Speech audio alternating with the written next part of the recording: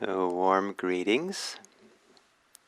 Happy to be here with you and this opportunity to meditate. And as I sit down here, I have this image of a seesaw in a playground. And it's possible for two kids, to be on either end and to go up and down. And a fun exercise, playground exercise, is to stand in the middle of the seesaw with one foot on either side of the fulcrum and to come to a balance. And it's kind of cool to be there, really balanced and at some point kind of effortless. And it can be a little bit nicer to be that way, kind of up above, looking over the playground, and not down on the low side of the seesaw, or not really high, where it's dangerously high for a little kid to be high, but just right there in the middle, balanced. So one of the opportunities of meditation practice is to come to that balance between the highs and the lows. And one of the important ways of doing that is to discover for oneself the ways in which we operate for and against experience, the ways in which we have likes and dislikes. Not so much in the abstract, oh, I like something, but how we see the like and dislike operating moment by moment, preferences operating moment by moment, wanting and not wanting, and holding on and pushing away. All these are forms of what I call being for and being against experience. And to be able to stand in the middle of it all, balanced, upright, tall, with a good overview of it all, definitely connected to the experience as one would be on the seesaw, definitely there and connected, alert. But at the same time not swinging from highs and lows, swinging between preferences and not liking and liking, wanting and not wanting. And so the way we come to that balance is to actually become familiar with how we go up and down on the seesaw of life, to begin watching how the mind operates with liking and not liking, wanting and not wanting, taking pleasure and taking displeasure in experience. And this very important term, taking pleasure and taking displeasure. So we're not so innocent in terms of liking and not liking. It's an activity of the mind. We're involved somehow. So to see how that works, to recognize it, not feel shame or feel bad about it, but to see it, to see how the seesaw goes up and down, then we can maybe find how to stand in the middle and stay balanced and have an overview of the whole playground. So taking a meditation posture, and and sometimes when we're taking a meditation posture, it's nice at the beginning to kind of wiggle and rock back and forth, forward and back, and kind of, stretch and move your body a little bit to help that process of settling in, and also to help you kind of be in your body. And then one of the functions of closing your eyes is to allow for a greater intimacy with the tactile experiences or the somatic experiences of the body. There's a theory that if you don't have your eyes closed, with that sense door not operating so much, it's maybe easier to start feeling more connected to your body.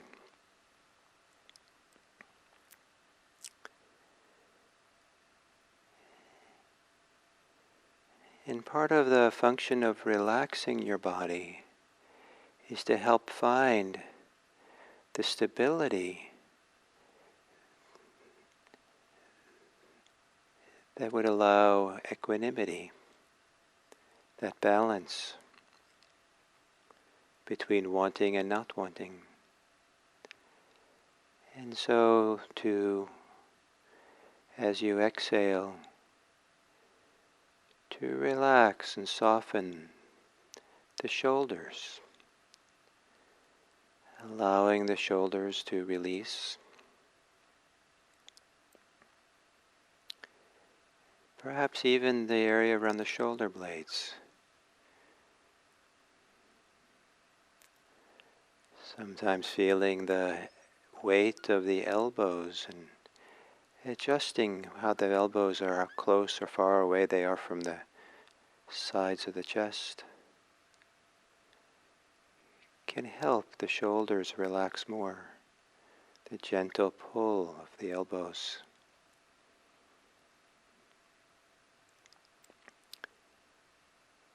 As you exhale, to soften the belly. Release the belly. Allowing the belly to maybe expand outwards, settle downwards.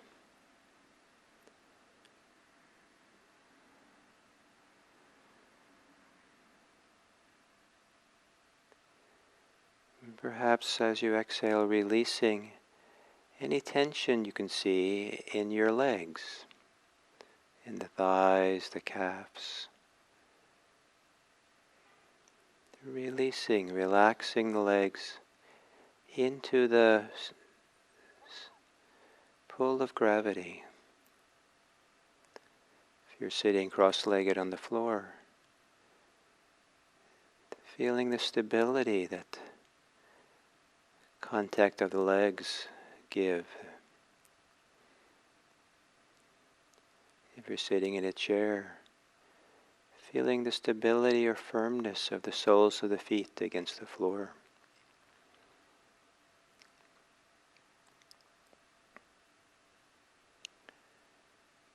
And then as you exhale, to soften the eyes and the face.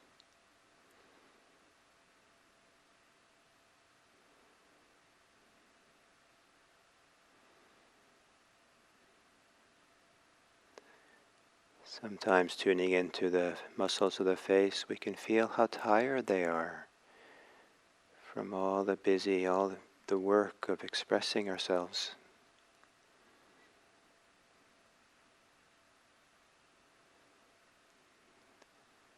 Letting the face rest.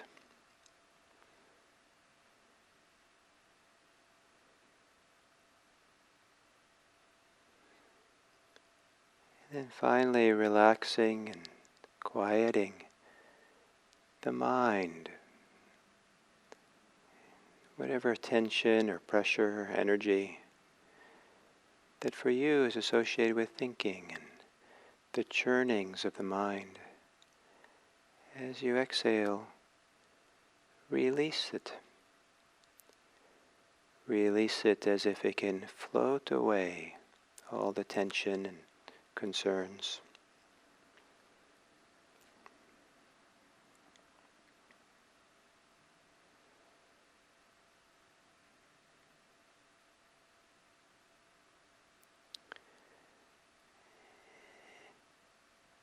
And then settling yourself more fully into the experience of breathing. Perhaps you can count 3 exhales. And the count is just a reminder to ride the exhale all the way to the end. Feel it, sense it.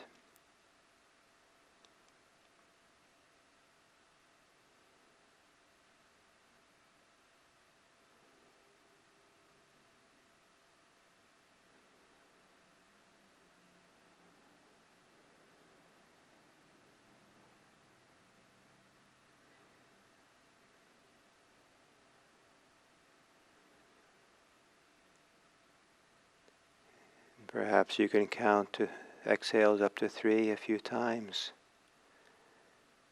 And each time to have a settling into the breathing, finding some stability, centeredness,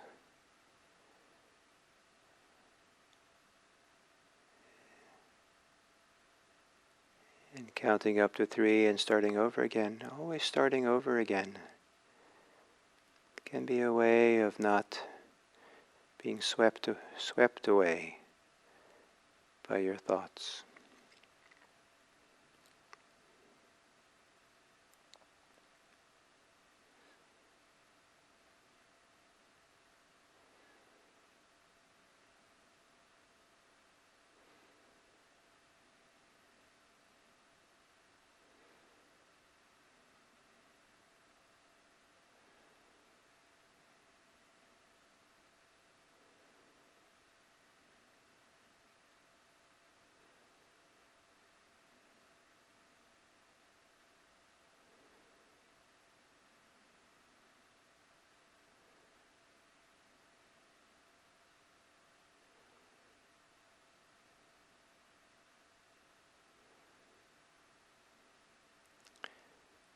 And then feeling or imagining that you are well centered on the seesaw, the place, the fulcrum, that you're resting and centered in yourself. And then as you stay with your breathing, notice if there's ways in which you get pulled from your breathing.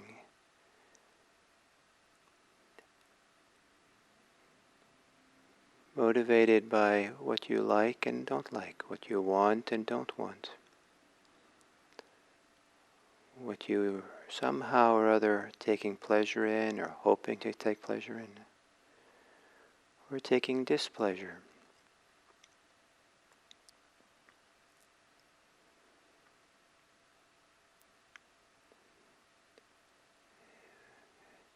Every little pull away from center on the breathing, see if there involves some wanting or not wanting. And this is an exercise not so much in the content of your thoughts or your concerns, but the quality or characteristic of that, almost like the sensation of liking and not liking, pulling away or pulling towards.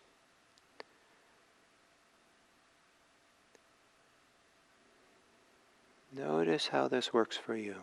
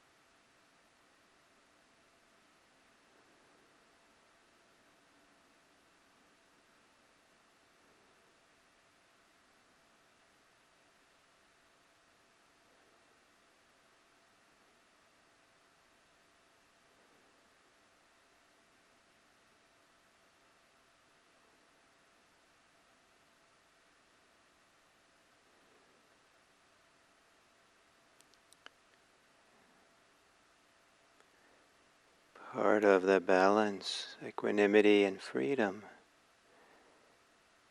is found in knowing, recognizing how you tip towards or away from things. You're for and against something. You want or you don't want. To see that with clarity,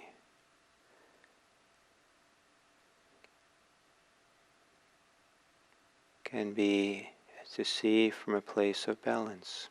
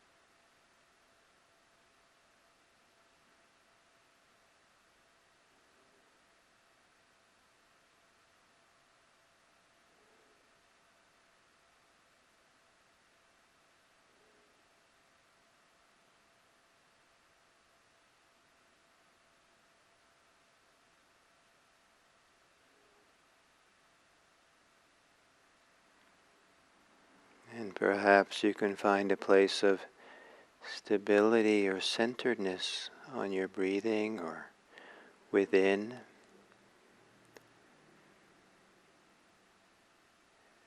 that it would allow you not to be pulled into for and against, taking pleasure and taking displeasure, liking or not liking. Those things might occur, but they occur at the periphery, and you stay centered and balanced here in the middle of your present moment experience, centered and balanced, just breathing,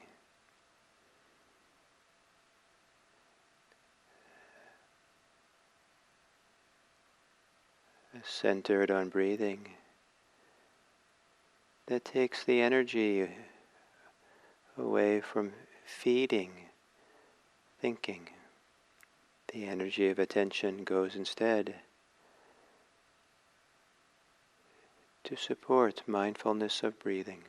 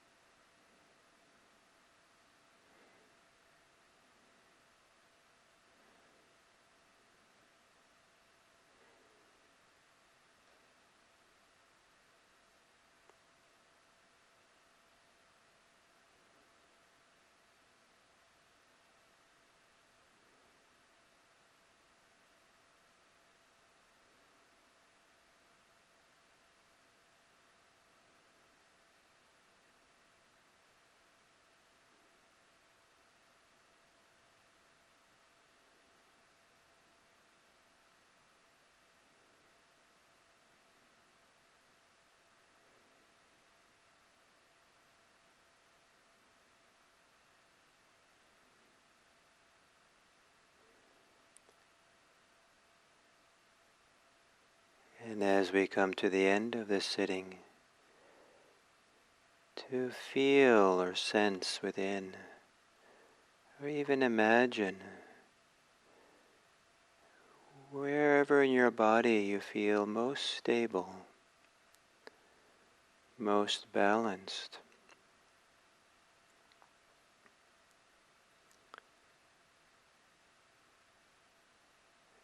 The place in your body where it maybe feels closest to not swinging from highs to lows, not swinging between likes and dislikes, not recoiling or attacking or wanting, just balanced and upright.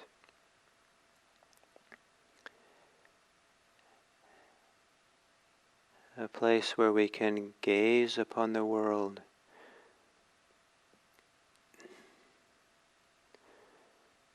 with balanced eyes,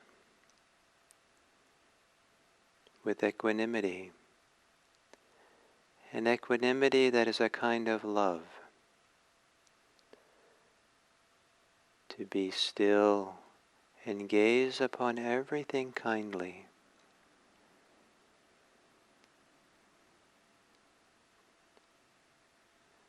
To be equanimous and have an overview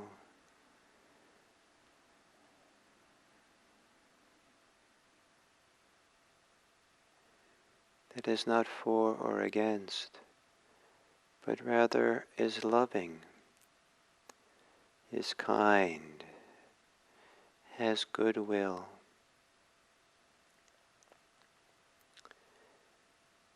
And to allow that goodwill to take in the entire world, and the goodwill that has the idea that how wonderful it would be if everyone could be happy and safe and healthy and free of oppression. And may it be so. May all beings be happy. May all beings be free of oppression. May all beings be respected. May all beings be peaceful and live in peaceful circumstances. And may it be that we contribute to this possibility. May it be that we are agents for goodwill to travel out into the world. May all beings be happy.